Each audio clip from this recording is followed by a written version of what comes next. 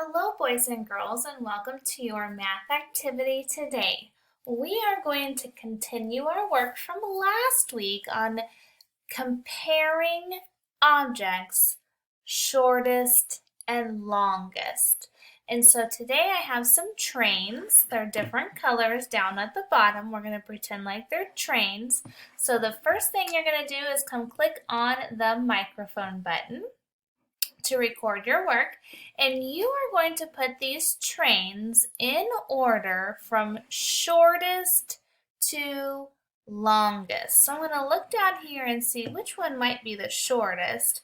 I think this one might be, but I'm going to come compare it to make sure. So I just move it on top. I line them up on one side and then decide which one is shorter and longer.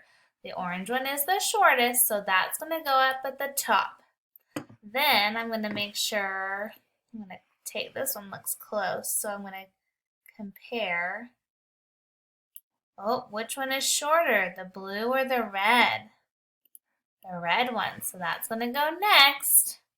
And then I'm going to keep comparing and putting the trains in order from shortest to longest. Here's a little hint. When I'm done, it should look like stairs going down. When you're all finished, click the green check mark to send it to your teacher.